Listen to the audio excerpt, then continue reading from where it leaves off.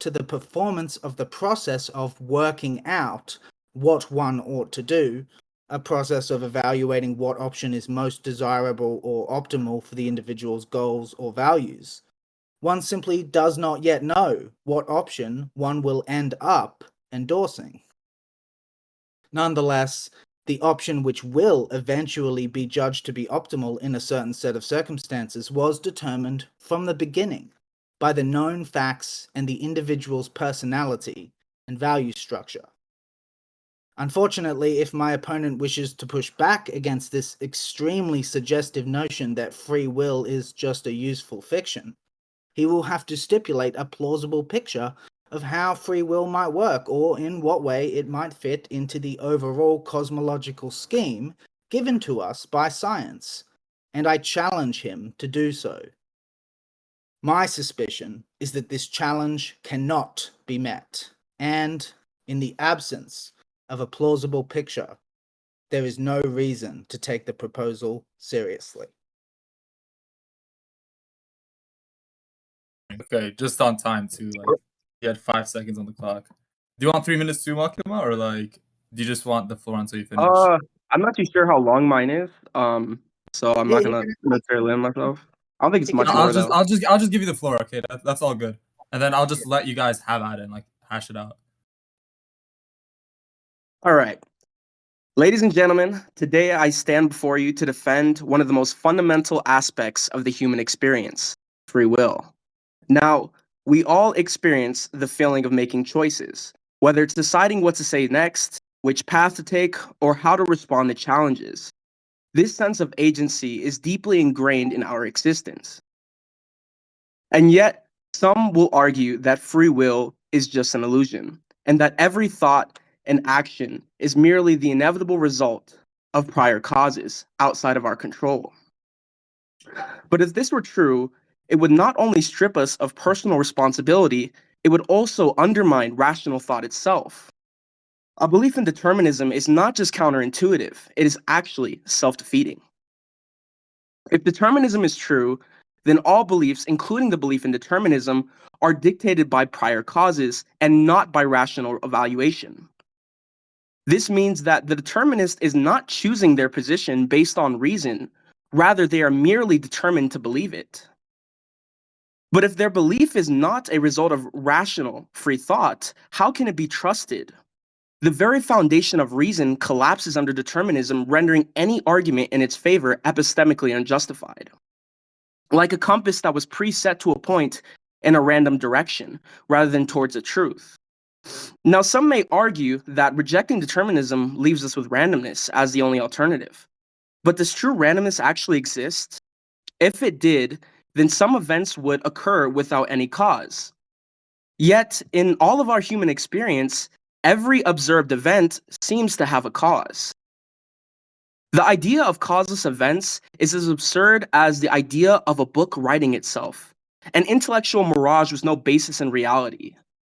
Thus, we are left with the necessary middle ground between an extremely rigid determinism and meaningless chaos of randomness, and that would be free will. Imagine a chess player considering their next move. They deliberate, they strategize, they weigh possibilities. The determinist would have us believe that this player is merely following a predetermined script, that their so-called decision is no different than a domino falling after being pushed.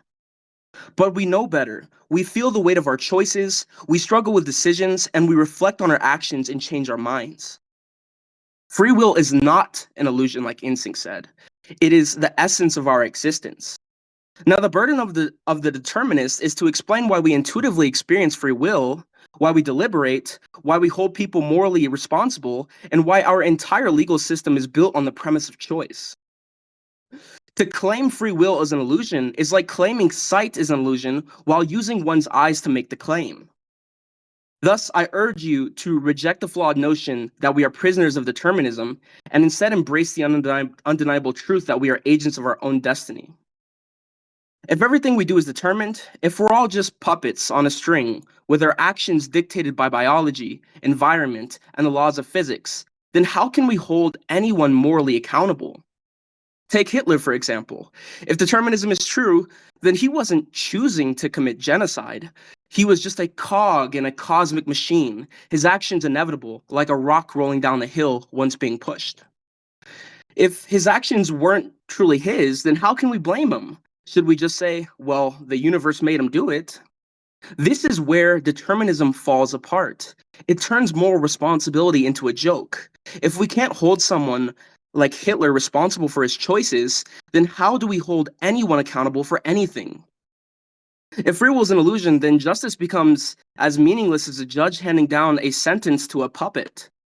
We either have choices, or we're all following a script we didn't write. So which is it? But now I'll segue into my formal argument in defense of free will. Premise 1.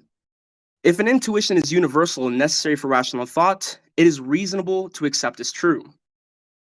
Now, intuitions serve as the foundation of knowledge.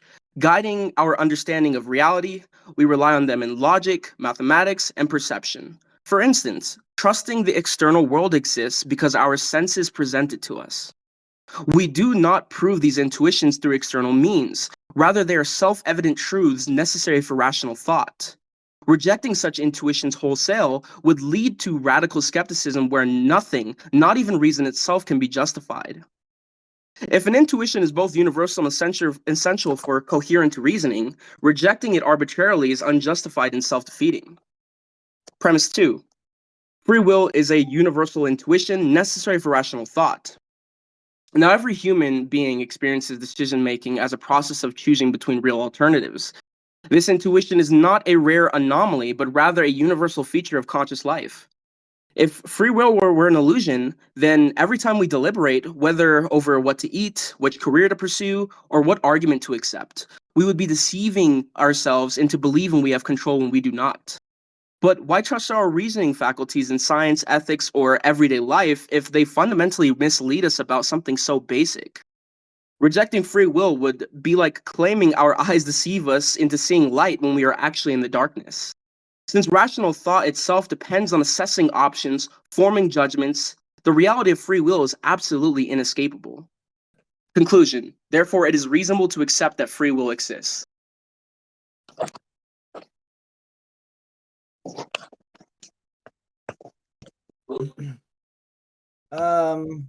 Definitely longer than Yeah. 3 minutes. Here's what's gonna happen. But, Just go for it, argue for it, and then if you guys get way too out of hand, I'm gonna mute both of you, and then I'm gonna unmute both of you right after, just like to reset. Like that's just right. So just go for it, both of y'all. yeah. Like I said, Where do you want to start? definitely longer than 3 minutes, but that's okay. I thought it was very well crafted. I just wanted to say to begin with, like, great job on the opening. Thank you. Okay. I mean, I guess it's probably easiest to start with the last thing you said. So, you said that free will is a universal intuition necessary for rational thought, right? Indeed. Yes. Can you maybe elaborate on that for me, or help me understand why you think that that's true? Yeah, I mean, I provided the reasoning in my opening. It's just that whenever we say that we're going to choose something, it implies that we can. And it seems that everybody uses that sort of terminology, that I'm going to choose something. It seems like a subconscious feature in one's mind that Yes. we can choose among the options, and we're not We do forced that. by the laws of nature to do this. No, but we do choose among the options. Like, forced or not, a choice gets made among the options. That's the same either way. The choice implies you could have done otherwise. I don't agree. A choice implies you had options and you picked one of them. But if you were determined to do one option, then how are those other options actually options? There were options because you didn't know prior to figuring out what you were going to do. You didn't know what you were going to do. Just because you didn't know doesn't mean they were actually options. That's the definition of an option. An option is something that seems like a prospective thing that you could do. And when you go through the process of figuring out what you're actually going to do, you narrow down your options, and then you end up deciding what you're going to do.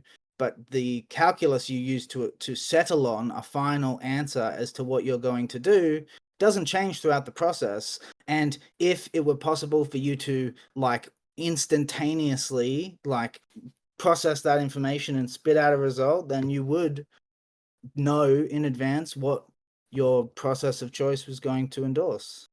So I'm confused on the relevance of knowing whether or not you actually can make a choice. Like, how is that relevant to whether or I'm not not talking about someone is knowing actually making a choice?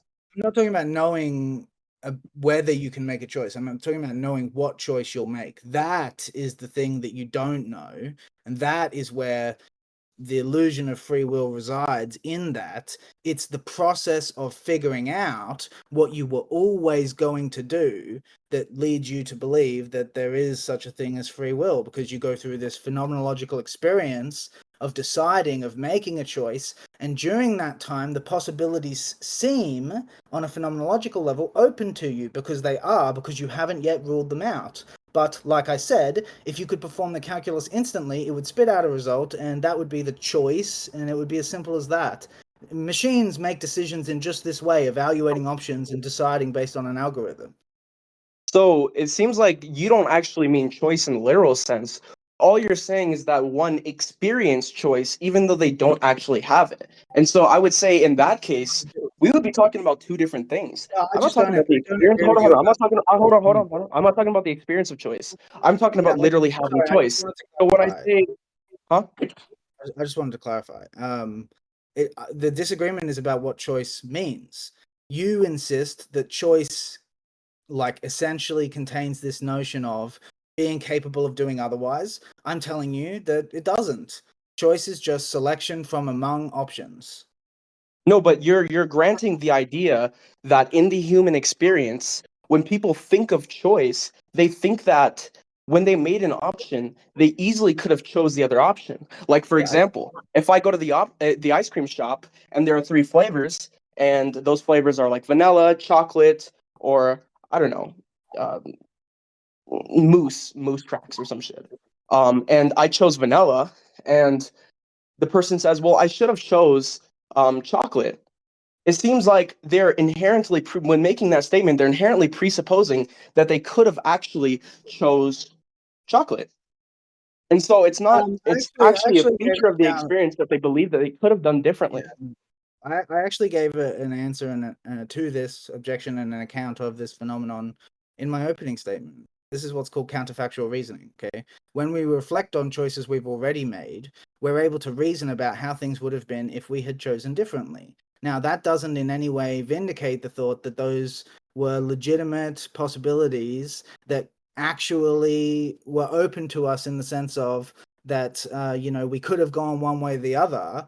All that shows is, again, the same kind of phenomenon, namely that we don't know what we're going to choose. As a kind of counter to that, I would ask you, imagine this ice cream scenario. So one day you wake up and you I don't know, pick chocolate, right? And then so we're going to run the same scenario again. Explain to me, like, if nothing changes in the environment, how is it? Make sense of the notion. So one thing happens, right? You did pick chocolate. We know that happened, okay? So now then there's the thought of, okay, I could have picked otherwise. Explain how you know that. So for one, I'm appealing to the intuition that it seems to be the case that I could have chose otherwise. It doesn't seem like I was forced into my position. Like, and so I feel like there's an inherent presupposition with what you're saying. You're Okay. presupposing in your argument, hold on, you're presupposing in your argument that it's the environment of causes that have some sort of effect on you that basically determine your choice. And that seems to be a little bit of circular reasoning. So, like, for example, it just doesn't seem to be the case that just because something has a cause, therefore that cause determines the effect. There could Okay. be, for any number of causes, there could be a multitude of effects that come about from that cause, and they don't have to be some antecedent conditions, right? They could just be extremely probabilistic, like probability in terms of nature, existing in nature. Even a probabilistic distribution is deterministic in terms of how it is laid out. You mentioned this notion of, well, they could have chose otherwise, as in they weren't forced into it, or they didn't feel forced into it. I mean, obviously, there wasn't any kind of external imposition of their will, obviously. But and naturally they're not going to feel forced into it because they're the one who makes the choice. the choice is not taken away from you. The ability to choose to do what you want and to choose to have experiences that you like is not taken away from you.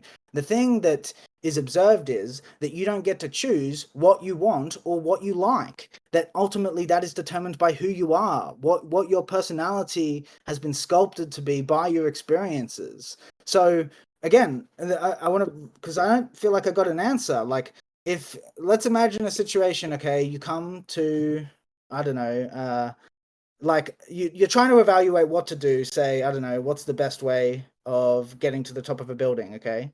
And so you consider your options and you settle on something and it turns out to be a bad idea. So retrospectively, you're capable of reasoning and thinking, now, I could have done this, this, and this, and if I had, then that wouldn't have happened and that would have been better, etc., etc. Okay, fine. Now tell me, so now we go back, we're going to say, okay, you go back in time with none of your memories, we reverse the clock, we turn the clock back to that moment, things are exactly as they were at that time. How now, without knowing anything different to what you knew then, how could you possibly act differently? Explain that to me. Because it could be the case that when somebody wills like some sort of thing, right? They will some sort of action of theirs. There could be a set number of possibilities that this agent can take, and those possibilities aren't determined. Like some can be more probable than the others, and some can be less probable. But just because the conditions are the same, it doesn't now logically follow that my actions will be the same. That's the inherent presupposition that I'm trying to contest. Yeah, you're not answering my question. I asked in what way, like quantify for me what the difference would consist in. Like what do you? I'm okay. So you're asking what would the difference consist in? So I Yes. can explain that. So I'm saying, okay, so we have an agent, right? Yeah. They're going to perform some sort of action, and there are set possibilities of what they could actually do within their ability.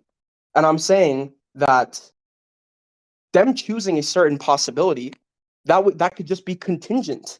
If it's the case that it's possible that contingencies can exist in the sense that something is not necessary, then it is also the case that an agent choosing a possibility can also be contingent, meaning it could have been different. I mean, the existence of the agent is contingent, and the whole universe is contingent in that respect. Sure, it could have been different in that respect, in the sense that we can imagine other logically, like non-contradictory ways that the world could have been. That doesn't in any way vindicate the thought that you actually could have done differently. And I can't help but notice that, again, you failed to answer my question, so I need to reiterate it, I guess. What does the difference consist in? So you're saying that someone in an identical situation, if we turn back the clock, the situation is identical, that you're saying if we ran that simulation 1,000 times, it would deviate. Make sense of that for me. And I'll give you a chance to think it over, because I just quickly got a BRB for like a minute. I won't be long, but just because I really would like an answer, and so far you haven't given me one. Well, I think I did answer it, but I mean, you saying make sense of it implies that it doesn't make sense. Sorry, I'll be back in a sec. Okay, I'll just answer you when you get back. So Makima, when he's back, I gotta keep like VC entertaining type shit. So I'm gonna interview you, bro. What's your opinion on INSYNC so far? I think he's a really good debater. Mm. Definitely one of the best in my opinion. One of the best. Okay. Let me ask you this question: if there's any debater you had to debate next, who would you want to debate? I would love to debate T-Jump. Ooh, T-Jump. All right, that's cool. That's cool. What would you like to debate T-Jump on? I mean, I could do a lot of topics. I could debate him on like idealism. I could debate him on God's existence. I could debate him on some other things. That sounds good. That sounds good. How do you think you're doing like so far in the conversation? I think I'm doing pretty well. That's I good. see he's trying to use the rhetoric, and I didn't answer his question, but I definitely did. He's trying to use the But rhetoric. Okay. Okay, let him know. Let him know. Okay, that's what's up. And also, like, I just want to come on here and say, fuck ICE, bruh. On some real shit, bruh. Just And shout out to Jester and BB Reborn, bro. That's all I gotta say, bro. Who's this guy who said wise duck? Bro, I don't know you. Nigga, fuck you.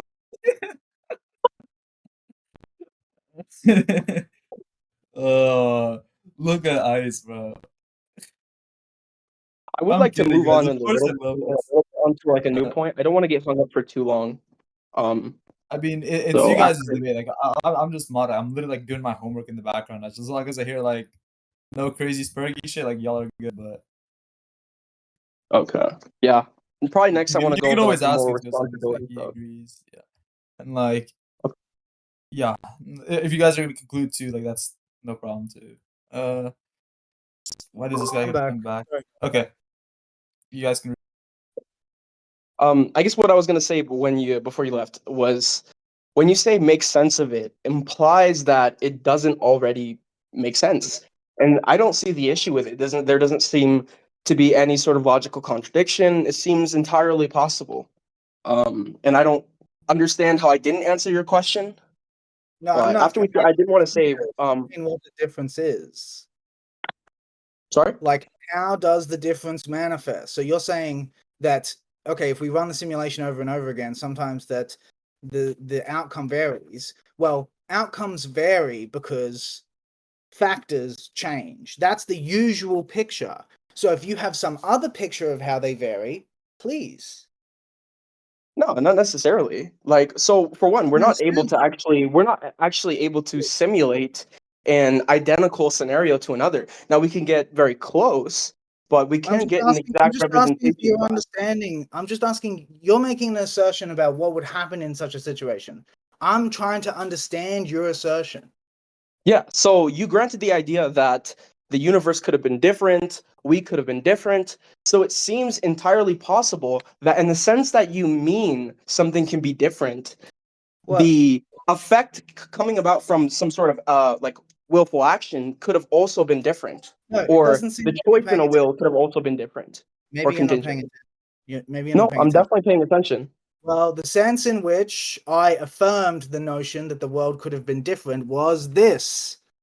Counterfactually, we can reason that there are no logical contradictions with the world, with things having unfolded in a different way, and we can project reasonable expectations and have discussions about what would have happened in a different counterfactual scenario, okay?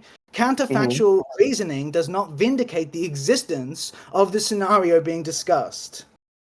Mm-hmm. That's So, that. okay, so you mean counterfactually.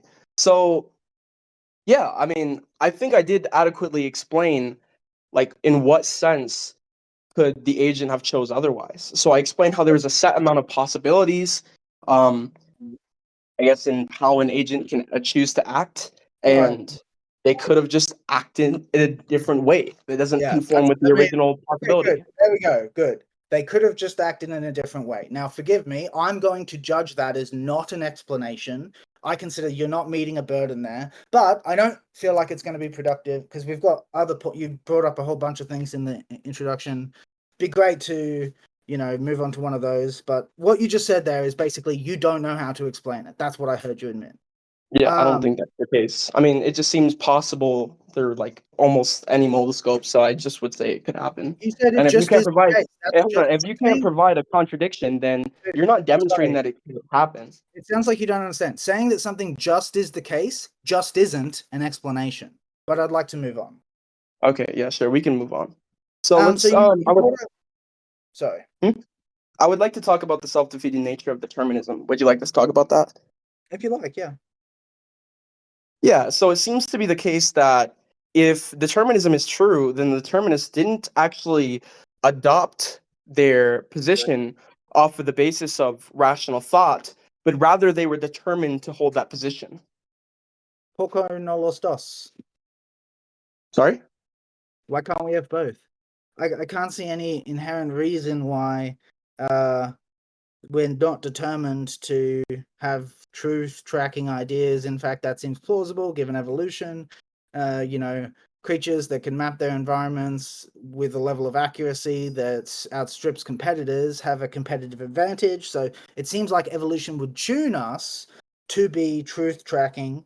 So the notion that, oh, well, like determinism, if true, somehow undermines rational inquiry because what the ideas that you have are just the ideas you were determined to have. To the contrary, the ideas that you have being the ideas you're determined to have is exactly what shows that they have stood the test of time. Those are ideas generally that have worked, that have helped us to, thrive as a species. So yeah, I just don't like that whole idea to me of there being something self-defeating about it. It reminds me of presuppositionalism in a way, saying like, oh well, if all your reason just boils down to like fizzy brain chemicals, how can you even trust what you think honestly, it's not a very sophisticated argument, and I don't find it compelling. Yeah, that's entirely fine. So it seems like everything that you were saying there doesn't actually like address the argument. The whole argument is that all of your beliefs, if determinism is true, are not going to be chosen because they are better than all the Yes, other positions. You were just determined to believe that they were better sir. than the other positions. You were determined to adopt those positions. So Yeah. the reason why what you're saying actually doesn't respond to my argument is because it just doesn't address I just the whole adopting something based off of rationality it rather sure than does. adopting something because you It had sure to. does. And I would It sure appreciate the does. floor when I speak because I did let you speak. But you can It go. does. It does address that. You are determined to adopt ideas that move towards what tracks the truth. This is rational. This is what we call rational. Rationality is a model, is a map, is a mirror of the structure of the world. That's the whole point of it. Wait, hold on. So this is like circular reason. With what you're saying, it assumes that the beliefs that you currently hold are actually like truth tracking. Like Sorry, if I it were gave the you case a that wait, reason for. hold on. If it were the case that determinism is true, you were just determined to believe that your ideas are actually truth tracking. So in a Yes, way, you're deceived. but But I like in gave the you a case reason. I that gave you a you're a reason to demon, think that you would. Sorry, I gave you a reason that would vindicate the notion of them being truth tracking in spite of being determined, namely that evolution. evolution selects for fitness and truth, or fitness and models that accurately map the phenomena that they're attempting to model go together. Like the better an organism models its environment, the better it is able to enhance its ability to survive, to take advantage of resources, to predict coming weather patterns, to predict the behavior of other animals. I mean, come on, dude. Okay. This doesn't address the point because the whole thing is I'm speaking about your beliefs being determined. If you're making all these claims about how I mean we're probably rational because evolution made us that way, then that doesn't address it because you would just be It does. determined to believe that evolution led you up to that point. Fine. So any sort of If you think, hold on, any sort of reason that you give under your view is just you're going to be determined to think yeah, that. And okay, so fine. If you want to use that rejoinder, be my guest. As far as I'm concerned, that's rhetorically weak, and I think we should move on. I don't okay, accept that. That is well, not compelling. You're not going to convince me by repeating yourself, so let's just move on. okay. Well, I'll say my last thought on this. Well, saying something's just rhetorically weak just doesn't seem to be a counter argument. Saying you're not convinced is not a counter argument. I already gave I'm not my here. counter I'm not argument. here. Hold on. I'm not here to I convince already you. gave my Hold on, counter hold on, argument. hold on. I'm not here to convince you. I'm I here to already provide gave my an counter argument argument. against what you're saying. So whether you're convinced or not is completely irrelevant from whether or not my argument holds. But we can move on. I already gave my counter argument, and the purpose of pointing out I that you're thought you not said you going were done. sorry, the purpose of pointing out that you're not going to convince me is that by sort of ragging on this point, we're not going to make progress, and since we have limited time, but I guess it's more important to you to get the last word or whatever. What I wanted to move on was with the stuff you talked about in terms of moral responsibility and this thought that, well, determinism somehow makes that notion hard to understand, or you don't think it makes sense on determinism. And I mean, I'm here to tell you that, again, you seem just confused on the matter. Like, the thing is, No, that's not what I said, INSYNC. okay, can you correct me then? I wasn't saying that I don't understand. if anything, I was saying I do understand, and these are the entailments from holding that belief. So I gave offered a the few different example. formulations. Huh? Sorry. I offered a few different formulations of representations of what was going on. That was just one. Okay. Okay. So, I mean, I gave the example of Hitler, right? Under Yeah. determinism, Hitler didn't choose to genocide the Jews. He was determined to. He didn't have a choice in the literal sense of being able to refrain from that action, right? And so, if that's the case, how can we hold somebody like Hitler morally responsible if he couldn't have even refrained? The laws of nature forced him to do that action based off of the conditions of the environment, biology, and etc. Sure. I mean, like I agree with what your description of, like, sure, there's a deterministic causal chain that goes into informing Hitler's personality and the political climate in Germany at the time and all that and all that. Yeah, determines Hitler's action. So you could ask, okay, in what sense does it make to hold him morally responsible? And the answer is that Hitler is still the proximate cause of what happened. And that ultimately, if what we care about, which I would argue, determined to care about, is optimizing outcomes and trying to sort of, increase well-being and minimize suffering, then when we experience someone acting in a way that causes suffering to themselves and others, we often punish them, the thought being that this will modify their behavior in the future or serve as a deterrent for other people who might do the same thing. Now, that makes perfect responsibility, regardless of whether we think they could have done otherwise, simply because they are you can't find anyone else to hold responsible. That they're the buck stops there. They are the proximate cause. They did the thing. And also, being a subjective creature, they can be conditioned. So if you punish someone for doing something you don't like, regardless of whether we have a notion of moral responsibility, it makes perfect sense to do that punishing because it makes them less likely to repeat the behavior that you didn't like.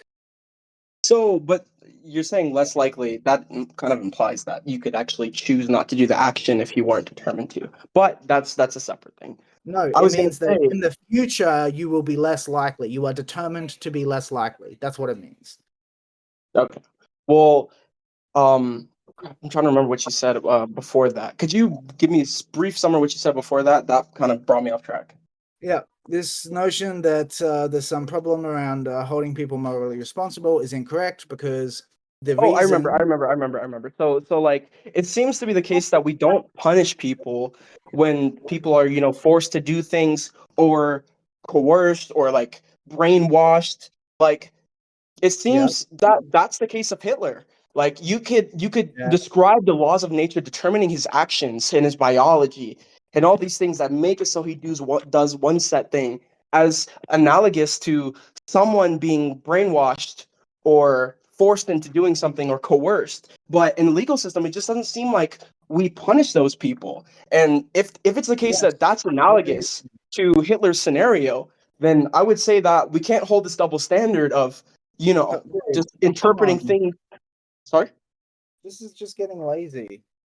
Like, why is that? Why don't we punish someone when they are coerced or otherwise, Because they're not at fault. forced?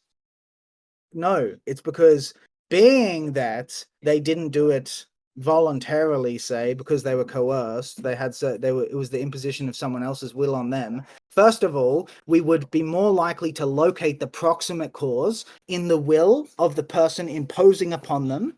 That's where we would locate the proximate cause of the wrongdoing. And second of all, okay, there's an idea that, well, if someone forced you, then you won't do it again. Obviously, there's no concern that you will re-offend. Whereas with usual problematic behavior, the concern is you did it once, you'll do it again. Human beings are habitual. You're not addressing my point. My point is that we do not punish these people who are coerced or forced to do certain I did actions address that. by other people. And it seems I like when you did say, address that. "Oh, well, hold on, I'm not done. I literally let you speak." So I would I did address that. hold on. Okay, well then you can respond to that after. Look, I So already it addressed seems like it. you're I'm not I going to don't care. I respond don't if care. you just So keep it seems like repeating you're trying to imply. It seems like you're trying to imply that the will of a person is the ultimate mechanism that brings about somebody else's action. Like when we're talking about somebody being coerced, like you're saying somebody's will was imposed on another person's will, and the first person's will basically made them do that action. And so it seems like you are giving credence to the idea that the will does actually have a primary effect on what actually happens. And if that's the case, and the will has a primary effect on what actually occurs, then it seems like the will is going to supersede all these influences in the environment and biology and stuff that you're saying that determines a person. I really don't know where you're getting that from. It feels like you're talking past me at this point. As far as I'm concerned, all that my job, my burden, when we talk about, say, moral responsibility, is to provide an alternative account that explains why we would engage in that behavior. I have provided that account. If you want to pretend I haven't, I don't know what to tell you. I'm not interested in wasting more time on it because there's other points. You brought up like 12 different things, but Well, you're so did really you.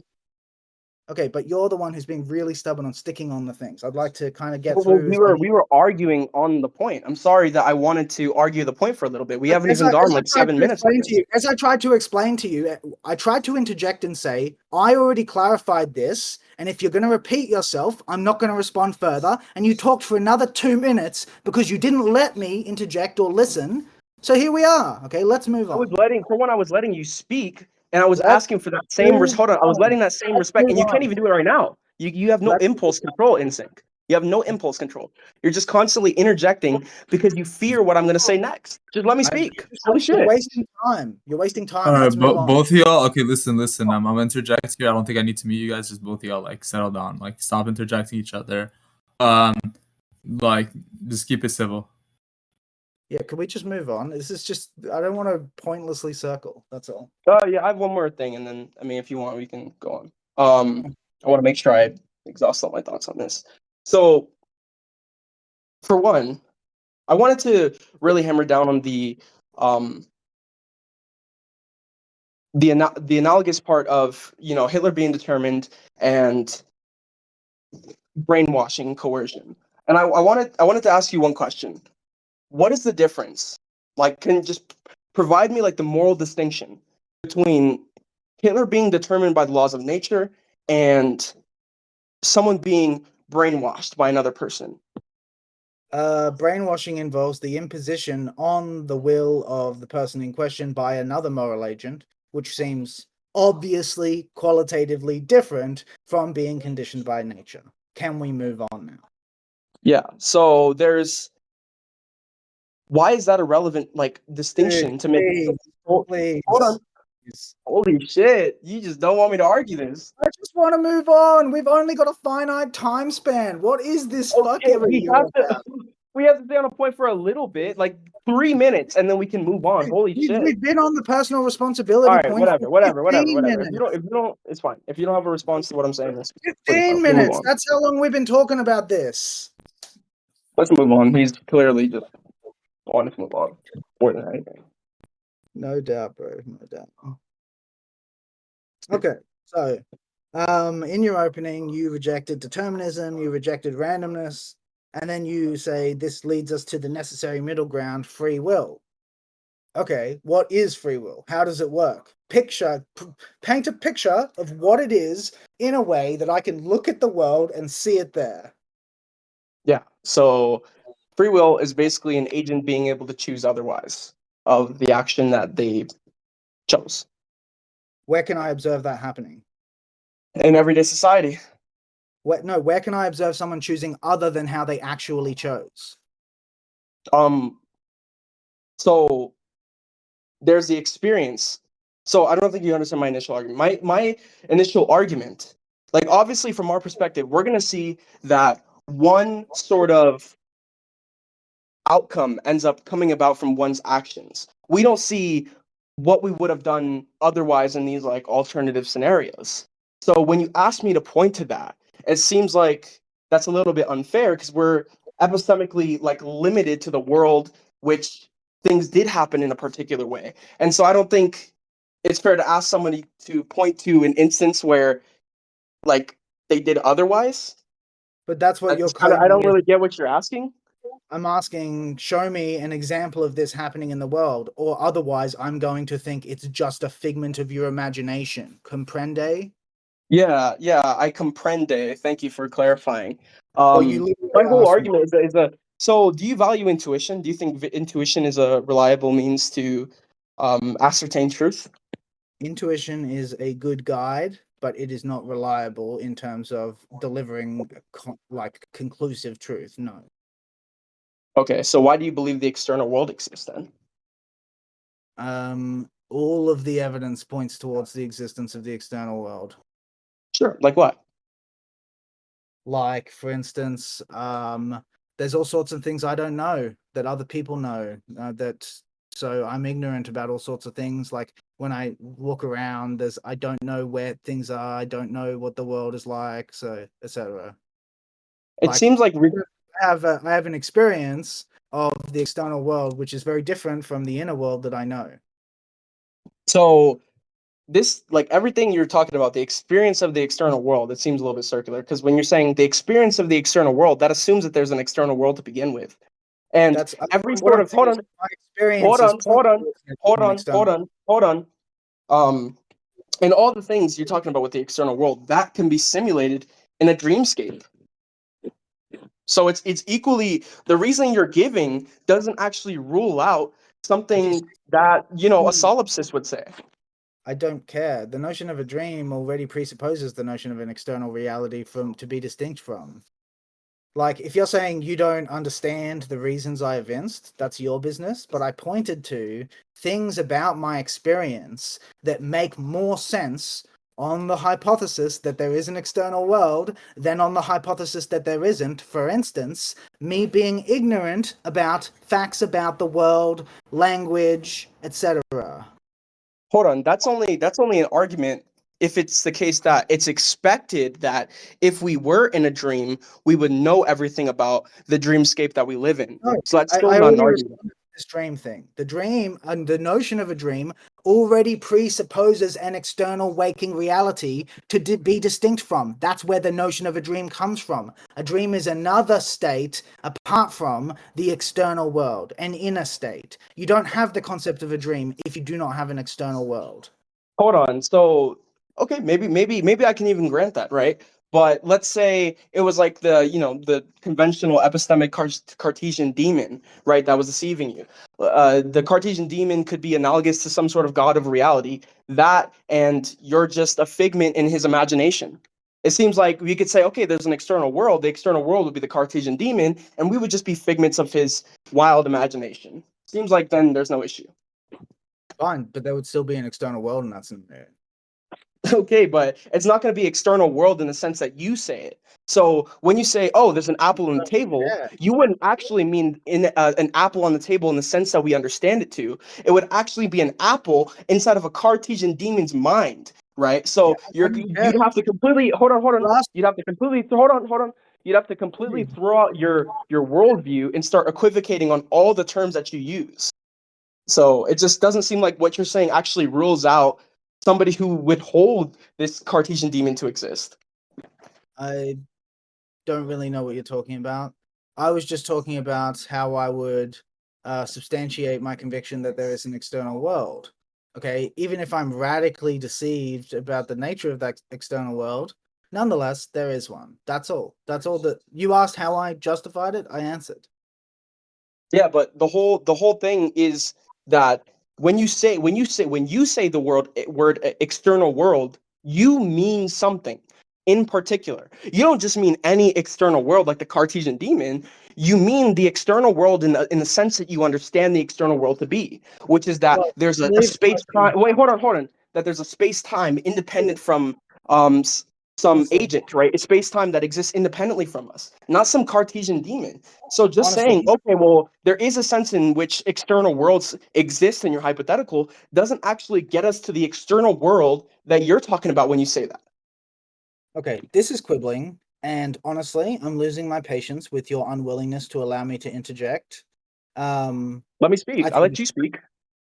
yeah, you yap though, and if I have an interjection, it's usually because you'll be wasting everyone's time if you continue talking. But since you don't allow interjections, I'm just feeling progressively more disengaged with the debate, and that I don't want to talk to you. So Okay, this is just like you're getting caught up in your emotions and stuff when this is literally how normal debates happen. But it's fine. I'll just say my last thoughts. I'll even let you have the last word. So it just seems that you're completely unable to like explain why the external world exists in such a way that would rule out something a solipsist would say with this whole Cartesian demon hypothetical. And it seems that if humans lack justification for the external world existing and all these obvious facts, it seems like we come to the bottom root, which is intuitions. And in those instances, it seems like we use intuitions and not actually like non inferential justification to prove these things. So then I would say that that gives credence to my proposition that intuitions are a way of ascertaining truth, ways in domains that we can't. With as I already said, intuitions are a guide, but they're not a reliable. They don't give reliable access to conclusive truth. Most of what you just said is honestly pure yapping. Like it had very little to do with what we've been talking about. I can't understand what the relevance of this stuff is to the free will debate. What's this Descartes? It's like you're saying, okay, we go back to intuition. So what? Everybody knows intuitions aren't always reliable. Like you spent the last 10 minutes saying effectively nothing.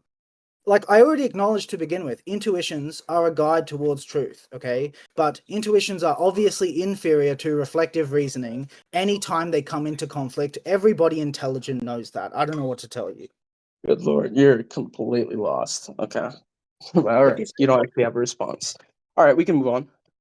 Yeah, that would be great. That would be great, yeah. So what do you want to talk about next? Let's see. We could talk about the chess analogy if you like. Sure. Yeah. So I don't think it was more like an analogy to give perspective on a position, not an actual argument. But if that intrigues you, we can talk about it. so you wouldn't want to defend it? Well, defend it in one's way. Like an analogy is used to give perspective on one's argument, not to actually Well, yes, give but purport the argument. An analogy is a proposal about an analogous relationship, a kind of similarity that obtains between two things. So by making an analogy, you propose the similarity. So I'm asking, do you want to defend the similarity proposed by your analogy? Sorry if that was unclear. Yeah, it was definitely unclear because when you say like defend something, it implies that it's an actual argument. Analogies, in the way that I use it, and most people, it's to give perspective on something. But I mean, if you want to talk about it, let's talk about it. I mean, would you have any objections? The next time I feel exasperated like that, I'm gonna say we move to closing discussion because this is just Okay, you just so, clearly caught in emotions, but it's fine. Yapping. So the chess thing. Okay. So you seemed to be laboring under the misapprehension that by outlining this chess analogy, you were showing that actually the choices are free. They're free, right? Within the constrictions of the deterministic system, so to speak. That's what the chess analogy is used for. Obviously, it's not your analogy, but that's what the analogy is used to illustrate. Now, the issue is that, unfortunately, although obviously the specific moves are not like, you're not like forced in some sense by necessity to make this move or that move or something like that, that doesn't cohere with our experiences. Nonetheless, you are coerced by the rules of the game. Like, you are forced to make moves that you think have a good chance of resulting in your victory. That's the spirit of the game. And that seriously constrains the set of possible moves available to you. And when you decide what you're going to do, when you quote unquote make your choice, all you're doing is literally doing your actual best to calculate what is the optimal move. That's what you're doing. Okay, I don't think that responds to like my chess analogy at all. Like in the way that's like actually in the way that actually like moves forward. Let's move to closing statements. Okay, yes. I'll give a quick response though, and then we'll just. So my whole analogy was that my words were that a determinist would say that, like, a person playing chess didn't actually choose the move that they performed, and that they were determined to do so. What you said, I don't know if it was meant to be an objection, but it just didn't object to anything I said. I mean, Yeah, you didn't understand. it It's could okay. it could very well. It could, hold on, I'm not done. It could very well be the case that they're doing their best, like you said, and they're determined to do their best in the parameters of the chess rules. But that doesn't respond to my analogy at all. In that case, you don't understand. Let's move to closing statements. Yeah, sure. Yeah, I don't think you understand, but it's cool. We could go. Since you wanted to go to closings, you can just give your closing. Okay. Honestly, I kind of regret writing this bit now because you've really tested my patience over the second part of this debate. But first of all, I Yeah. wanted to thank you, Makamo, for the debate. It was an experience. That's the truth. It was an experience. I must be honest and admit I've not been swayed one iota during this discussion. Nothing you said convinced me, and I'd be surprised if it convinced anyone in the audience. If people think you won, it's probably because they came into the debate thinking free will already existed. I would be seriously shocked if you can show me one person who comes to you and says, you changed my mind. Like, you weren't convincing, in my opinion. I'm sorry, And is this also, a conclusion? sorry, it's my closing statements. Sorry. And also, I didn't hear you say anything today that I haven't heard before when debating this subject. So if the ultimate fallback position for you is that free will is intuitive, I mean, I'll obviously agree it is intuitive. And as I said, intuitions are a guide towards truth. They are reliable in certain circumstances. However, as I said, intuitions are categorically inferior to reflective reasoning if and when they come into conflict. Everybody knows this. If you have an intuition and you reason your way through it, and your reflective reasoning proves that your intuition was wrong, you reject your intuition. That is what we usually do, because intuitions, it's like a knowing without knowing how you know. That's kind of like a guess. It can be wrong. Everybody kind of knows that. So, I mean, obviously I'll agree, intuitions are helpful guides.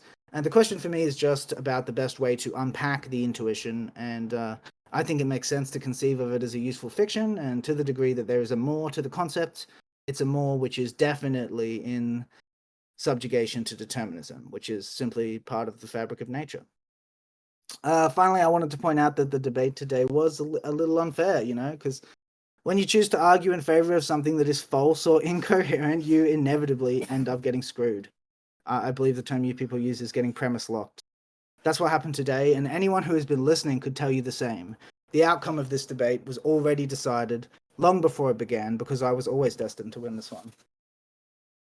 That was cute. I love the use of rhetoric. I love the use of, like, saying you didn't understand my position the entire debate, just saying it's not convincing. I loved all of that. One thing that INSYNC is not factoring in is that he didn't actually demonstrate his own position. We were just dissecting my arguments. My whole argument with the intuition thing is that it seems that if we have an intuition towards something being the case, we accept it when there is no defeater. It's prima facie justification, justified absent of a defeater. INSYNC provided no defeater. All he did was just ask me a question about, if we had some scenario, how would an agent choose to do otherwise if all the conditions were the same? And questions are not defeaters. And so I would just say that, also, out of breath, I would also say that I don't think he adequately responded to my self-defeating nature of determinism argument. He kind of just accepted it and said, I don't care. I don't think that's an actual response, so I think that goes through. And then I think that's all. Yeah. Okay, that was good, guys. By the way, for everyone who's watching, I put a poll in public notice. You guys can go vote for that. I'll also send you guys the message link in chat. So I'll go vote up who you guys think won. Here you guys go. Everyone give y'all's vote, bro. That was a good debate from both of y'all. It was actually quite civil. I didn't even need to moderate that much. Synthé versus Apollo is crazy. I had to moderate a lot. But yeah, everyone go vote up.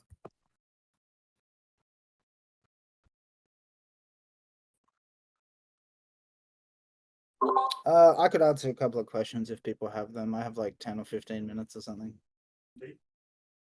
Does anyone have any questions?